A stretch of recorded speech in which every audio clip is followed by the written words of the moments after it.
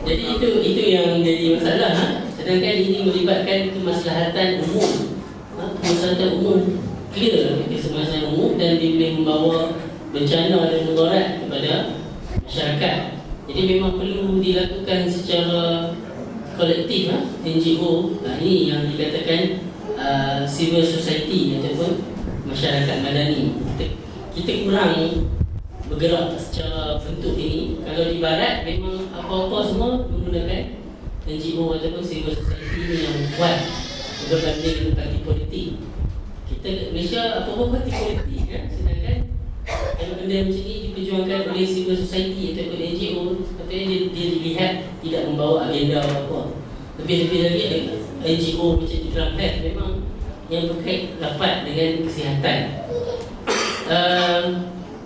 Boleh juga upkan sekali dengan fatwa kebangsaan. Fatwa dah ada, tak perlu lagi nak keluar fatwa lain. Up sekali dengan fatwa kebangsaan, ataupun ambil petikan kata-kata tokoh-tokoh agama, mufti negeri sekian-sekian. Upkan sekali, banyak boleh kempen tentang vaksin ni lah.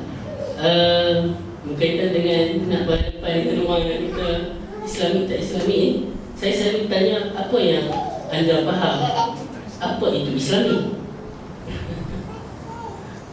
So boleh define dulu Islami itu apa lah.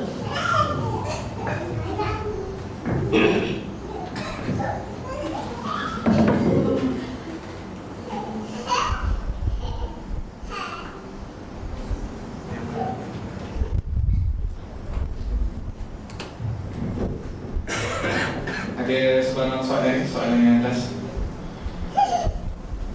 Jadi kalau tak apa-apa, untuk 2 minit terakhir, cuba anda dengan saya ini adalah seorang anti-vaksin.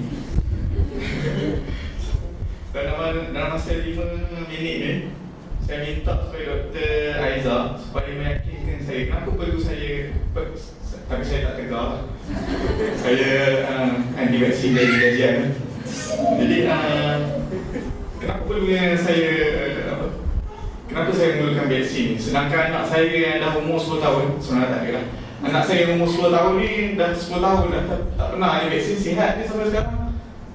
Jadi dalam masa 5 minit sila yakin saya.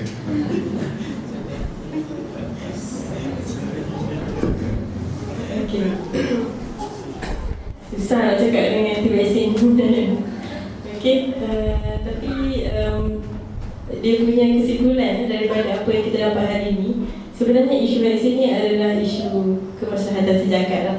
Maksudnya dia melibatkan umat secara seluruhnya dan bukan secara individu kan. Bukan kita, anak kita, cucu kita saja kan, tapi secara keseluruhnya. Dan tak boleh kita bersembunyi di bawah latar belakang Islam yang tidak Islami kan. Jadi, padahal banyak je produk-produk yang menggunakan nama Islam saja kan. Air kalau mineral 50 sen disebabkan dia baca 30 juzuk Quran, dia dah jadi RM10. Macam tu kan. Tapi sebenarnya mungkin dia pasang recording je kan. Jadi tak perlu kita menggunakan ada nama Islam ni, hospital Islami, hospital Islam ke apa ke, baru kita nak menerima perubatan moden kan. Dan ayat Al-Quran sendiri kan, dalam surah Al-Ma'idah kan, wa man ahyaha faka'annama ahyana nasa jami'an. Baru kita memelihara kehidupan seorang manusia, maka kita telah memelihara kehidupan manusia secara seluruhnya. Jadi kami sendiri para doktor, bila kita memberi vaksin, kita decide untuk beri ubat itu kita sendiri memakaikan konsep untuk memelihara kehidupan seorang manusia kan. Dan kemudian insyaAllah dengan niat itu dia akan memelihara kehidupan manusia seluruhnya kan. Dan kalau dikatakan semuanya adalah ajaran Yahudi dan sebagainya, kita tak percaya pada kodok dan qadar. Dan kalau dikatakan kita petugas perubatan sendiri kan, merawat pesakit, memang tak ada pegangan lain kan, selain daripada pegangan pada Allah Ta'ala sendiri. Kita tak pernah kata kita punya ubat tu adalah efektif 100% ataupun vaksin kita ni memang efektif 100%, tapi semua tu berbalik pada Allah balik kan. Jadi berbalik kepada diri kita sendirilah, macam mana kita nak menamakan kita tu, bergantung pada qadar dan qadar dan sebagainya kan. Sedangkan Rasulullah bila dia unta tu pun dia suruh ikat kan. Dia tak suruh main lepas kan. Dia nak pergi ikat ke unta tu. Sama juga dia ikat. Pelihara anak-anak ni dengan vaksin. Kalau nak dapat juga kan, kata Allah nak bagi, maksudnya memang ada kan. Vaksin tu bukan 100% efektif. Ada isu vaksin failure kan. Jadi itulah. Dan kalau dikatakan yang tentang autisma tu tak ada orang yang tanya kan. Jadi autisma tu sebenarnya dia sebab dia diberi pada umur setahun. Jadi isu tu jadi bila kebetulan anak tu dapat tanda-tanda autisma pada umur yang sama, jadi dikatakan ada kaitan. Tapi sebenarnya tidak ada kaitan. Dan kalau kita decide untuk tak ambil pun vaksin MMR ni, kita tak nak ambil, itu tidak mengelak anak kita daripada dapat autisma. Kalau Allah kata jadi autisma, jadi walaupun dia tak ambil vaksin. Okay. Teryakin ke tak?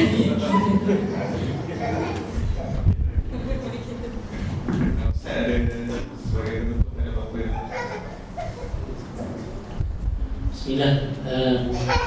Saya nak sebut apa yang Sayyidina Umar bin Khattab sebut dalam hadis ini. Nafirru min qadarillah ila qadarillah.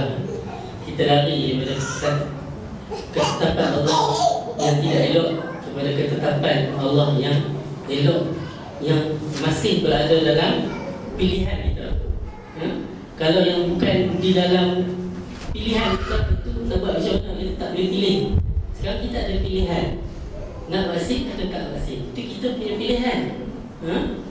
Kalau yang memang kita tak ada pilihan, jalan-jalan tepi jalan, kereta langgar mati, itu kita tak ada pilihan. Ambil vaksin macam mana pun, kalau mati. Itu cerita lain lah. Sekarang kita berada dalam keadaan yang kita boleh memilih. Jadi oleh kerana kita boleh pilih, kita pilih lah. Kita boleh pilih sama kita nak Islam atau tak Islam. Itu kita boleh pilih. Kita boleh pilih sama ada kita nak mencuri atau tak mencuri. Itu semua kita boleh pilih. Kita tak termasuk dalam pegangan akidah yang menyeleweng, yang mengatakan semua ni Allah letak seperti akidah Jabariyah dan akidah Qadariyah, yang jelas bertentangan dengan akidah Ahlussunnah wal Jamaah. Jadi Ana sendiri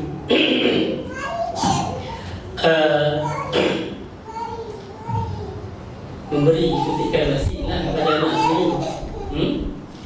Sekolah yang isteri saya mengajar tu, ada beberapa orang guru yang cikgu yang tak bagi vaksin dekat anak, yang supaya dengan anak saya.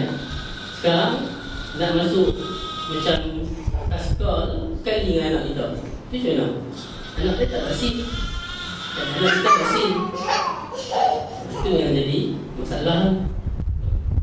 Saya kalau boleh, saya suka buat contoh dengan pokok kan. Masalahnya, kalau dia nak mati seorang, dia mati seorang, okey lagi. Tapi masalahnya dia melibatkan orang lain. Dia merokok depan orang kan. Dan jadi sebenarnya kalau kita kata dia mati seorang-seorang pun, bukan dia seorang-seorang yang susah, ramai pihak yang susah. Ramai pihak yang susah dengan kematian dia tu nanti. Jadi kita kena fikirkan semua benda. Wallahualam. Jadi saya kepada dua adik-adik kita, dengan penerangan daripada dua orang adik-adik kita tadi cukup untuk meyakinkan dia untuk mengambil vaksin inilah.